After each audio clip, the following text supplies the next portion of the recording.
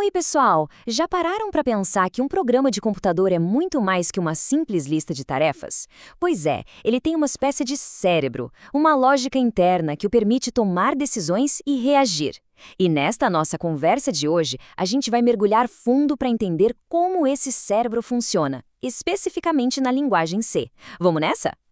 Então fica a pergunta: como é que um programa pensa? A resposta para isso está no que chamamos de estruturas de controle de fluxo.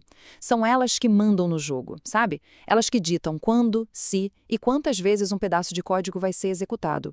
É isso que transforma um monte de comandos estáticos em algo vivo, dinâmico e inteligente. É legal pensar nessas estruturas como o verdadeiro cérebro do código. É essa capacidade que permite que um programa se adapte, que ele escolha um caminho em vez de outro, que repita uma tarefa. Sem isso, a gente teria só uma sequência de instruções que roda sempre igual, do início ao fim, sem graça nenhuma e, principalmente, sem inteligência. E a primeira grande habilidade desse cérebro que a gente vai ver é justamente a de tomar decisões. Vamos começar pelas estruturas que a gente chama de condicionais. São elas que dão ao programa o poder de escolher entre diferentes rotas com base em alguma condição. A estrutura mais básica, o feijão com arroz da programação, é o if e o else. É a decisão binária clássica. Ou vai para um lado, ou vai para o outro. E aqui tem um detalhe da linguagem C que é fundamental saber. Para ela, qualquer valor que não seja zero é considerado verdadeiro. Qualquer um. Só o zero é que é falso. Simples assim. Se a condição for verdadeira, o bloco do if roda, se não, o else entra em ação. Vamos para um exemplo prático que todo mundo entende. Avaliar a nota de um aluno. O código pode simplesmente checar. A nota é maior ou igual a 70? Se for, a mensagem é aprovado. Se não for, aí a mensagem é outra. É uma lógica super direta, muito clara, e que a gente usa o tempo todo quando está programando. Tá, mas e quando a vida não é só sim ou não? E quando temos mais de duas opções? Aí entra o else if. Com ele, a gente cria uma espécie de escadinha de verificações. O programa testa a primeira condição. Deu falso, ele pula para a segunda. Deu falso de novo, pula para a terceira, e assim vai. É perfeito para coisas como dar bom dia, boa tarde ou boa noite, dependendo da hora. E quando a gente tem várias decisões que dependem do valor exato de uma única variável, daria para usar um monte de else if, claro. Mas existe uma ferramenta muito mais elegante e, olha só, mais eficiente para isso. A estrutura switch. Pensa nela como um menu. O programa olha o valor de uma variável e, pá, salta direto para a opção que corresponde àquele valor. E a lógica por trás do switch é bem inteligente. Ele avalia a expressão uma única vez e, em vez de ficar testando condição por condição, ele já sabe exatamente para onde pular. É esse salto direto que o torna tão rápido. Por baixo dos panos, o compilador otimiza isso de um jeito que a escolha é quase instantânea. Agora, atenção aqui. O ponto mais importante do switch é a palavra-chave break. Se a gente esquece de colocar o break, o programa não para. Ele executa o código daquele case e continua executando todos os outros cases abaixo dele. É um fenômeno que a gente chama de fall through. E para quem está começando, esquecer o break é uma das fontes de bugs mais clássicas. Então, muito cuidado com isso. Beleza, então a gente já viu como o nosso código pode tomar decisões. Agora vamos para outra habilidade essencial do cérebro dele, a repetição.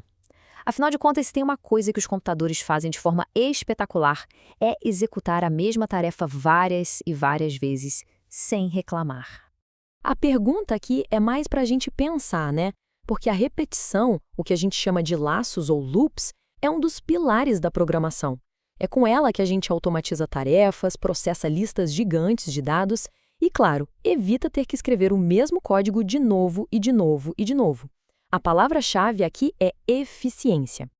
E na linguagem C, a gente tem basicamente 3 ferramentas para criar esses laços de repetição: o for, o while e o do while. Cada um deles tem o seu momento de brilhar, sabe? É ideal para um tipo de problema. E entender quando usar cada um é o que realmente faz a diferença. Primeiro, o laço for. Ele é o especialista em repetições contadas, ou seja, quando a gente já sabe de antemão exatamente quantas vezes precisa repetir uma ação, quer contar de 1 a 5, quer processar os 10 primeiros itens de uma lista, o for é a escolha certa, sem dúvida. E essa tabela aqui mostra perfeitamente a anatomia dele. O legal do for é que ele concentra toda a lógica de controle numa única linha. A inicialização, que só acontece uma vez no comecinho, a condição, que é checada antes de cada volta do laço, e o incremento, que acontece no final de cada volta. É tudo muito compacto, fácil de ler e super poderoso. Certo. E quando a gente não sabe quantas vezes precisa repetir? Aí que entra em cena o laço while. Ele é mais flexível. Ele continua rodando o código enquanto uma certa condição for verdadeira. Um exemplo clássico é um sistema de login. O laço continua pedindo a senha enquanto ainda houver tentativas disponíveis, por exemplo. E temos também o do while. Ele é tipo um primo do while, mas com uma diferença fundamental. Ele sempre executa o bloco de código pelo menos uma vez e só depois ele vai checar a condição. Isso é perfeito para situações como mostrar um menu na tela. O menu tem que aparecer para a pessoa poder escolher, certo? Então, essa primeira execução garantida é exatamente o que a gente precisa. Essa comparação aqui deixa a diferença cristalina.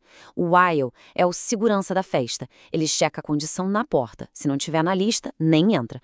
O do while é diferente. Ele deixa todo mundo entrar para a festa. E só na saída, ele checa se a pessoa pode ficar para a próxima. A escolha entre eles se resume a isso. A primeira execução precisa ser garantida ou não. Bom, então juntando todas essas peças, o que a gente tem? A gente tem uma caixa de ferramentas essencial. Essas estruturas de controle são, literalmente, os blocos de montar com os quais a gente constrói qualquer tipo de lógica, da mais simples à mais complexa. Então, só para recapitular o nosso kit de ferramentas. Para decisões, temos if/else para o sim ou não e elsef ou switch para quando temos múltiplas escolhas. E para repetição, for, quando sabemos o número de voltas, e while ou do while, quando a repetição depende de uma condição. Dominar essas 5 estruturas é dominar a base da lógica de programação. E é muito importante dar o devido crédito. Toda essa análise, essa forma clara de organizar as ideias, foi baseada no excelente material didático do professor Alexandre Borges. E para a gente fechar, fica aqui uma reflexão. Pensa bem, desde um joguinho simples de adivinhar um número, até um sistema gigante que gerencia uma empresa inteira, tudo, absolutamente tudo, é construído com esses blocos fundamentais que a gente viu. A pergunta de verdade não é o que eles fazem, mas sim o que a gente consegue criar com eles. O limite, de verdade, é a nossa criatividade. Valeu por acompanhar, pessoal!